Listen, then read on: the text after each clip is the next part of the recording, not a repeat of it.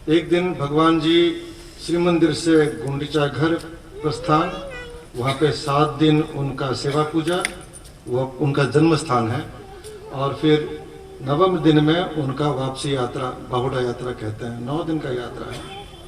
और शास्त्र और परंपरा के अनुसार ये 9 दिन का यात्रा शुरुआत होता है आषाढ़ शुक्ल पक्ष द्वितीय तिथि में।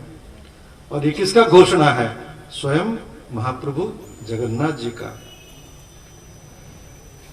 और ये घोषणा को किसने लिखा है? महर्षि वेदव्यास ने। हमारा जो पुराण है वही है हमारा धार्मिक जीवन, धार्मिक पद्धति, धार्मिक परंपरा का आधार।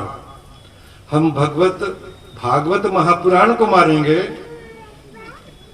श्री कृष्ण जी का वचन को मानेंगे, पर जगन्नाथ जी का वचन जो है वही महर्षि वेदव्यास ने लिखा है। स्कंद पुराण हो, ब्रह्म पुराण हो, पद्म पुराण हो, उसको नहीं मानेंगे। इसका क्या अर्थ निकला? तो रथ यात्रा का शुरुआत आषाढ़ शुक्ल पक्ष द्वितीया में होगा, ये स्वयं महाप्रभु जगन्नाथ का घोषणा है। इसको कैसे हम परिवर्तन कर सकते हैं? किसका अधिकार है? और ये स्वयं लिखते हैं महर्षि वेदव्यास ये वचन को। हम महर्षि वेदव्यास को नहीं मानेंगे, महाप्रभु जगन्नाथ जी का वचन को नहीं पालन करेंगे, तो फिर क्या सनातन धर्म का हम प्रचार करेंगे?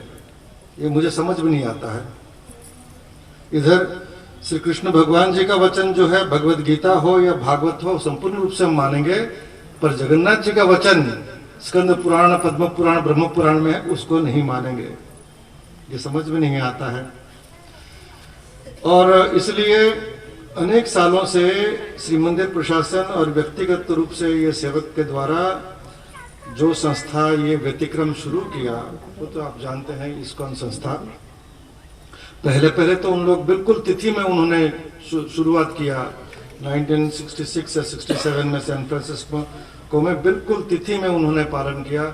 उसके बाद भी अनेक स्थानों में विश्व में जहाँ जहाँ उन लोग रथ यात्रा पालन किए, बिल्कुल तिथि या वो 9 दिन का अंदर पालन किए। बाद में धीरे धीरे इसका व्यतिक्रम शुरू हुआ और बढ़ते गया। तो अनेक सालों के बाद इस्कॉन के साथ बातचीत होने के पश्चात इस्कॉन संस्था राजी हुए कि भारत के अंदर हम ये परंपरा को मानेंगे, पर भारत के बाहर हम नहीं मानेंगे।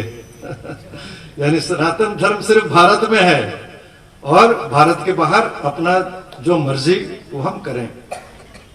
ऐसे सिद्धांत निष्पत्ति इस्कॉन के जो प्रमुख मुख्य कार्यालय है मायापुर वेस्ट बंगाल में, वहाँ पे जो उनका सर्वोच्च संस्था है गवर्निंग बॉडी कमीशन जीबीसी, उन्होंने 19 अक्टूबर की चिट्ठी में 2025 हमको सुनाया।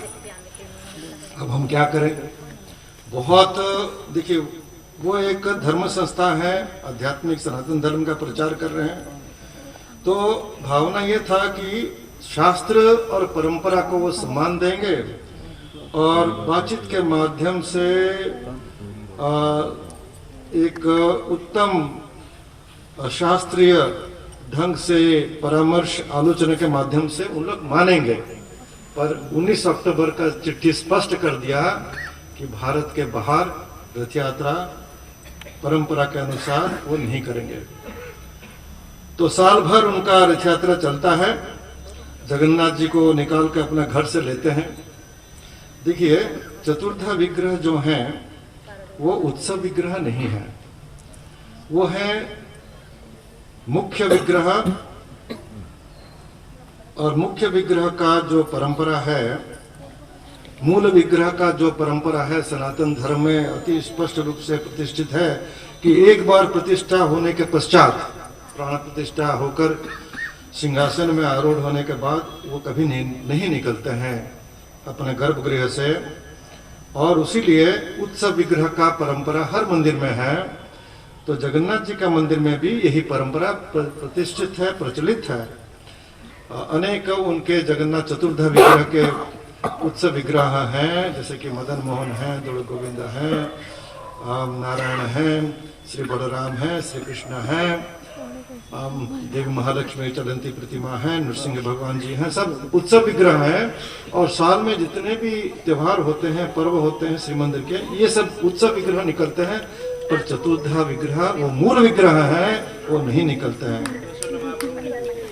सुदर्शन महाप्रभु निकलते हैं, पर ये जो निकलते हैं जगन्नाथ जी महाप्रभु या सुदर्शन जी, ये क्यों निकलते हैं? क्योंकि वो उनका घोषणा है, उनका आदेश है।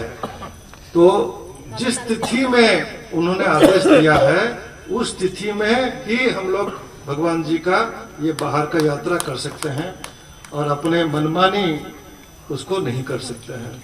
भगवान जी ने कहा मुझे उस दिन लोगे, इसका मतलब है उसी दिन भगवान जी को हम लेंगे। महंत महाराज कहते कि महाराज ने जो कहा 3 दिन का ऑप्शन नहीं है उसमें। 3 दिन जो स्कंद पुराण में वर्णन किया है, वो श्री गुंडीचा महोत्सव का तिथि है, अति शुभ तिथियां हैं। क्योंकि जो भगवान जी का रथ यात्रा होता है, वो है शेष पर्व।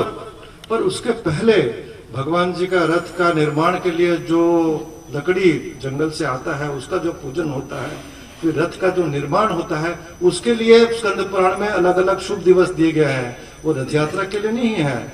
रथ यात्रा का जो दिवस है, जिसमें भगवान जी चतुर्धा विग्रह रथ पे विराजमान करेंगे, वो अति स्पष्ट रूप से एक ही दिन है, वो है आषाढ़ शुक्ल पक्ष द्वितीया, और 9 दिन का यात्रा है।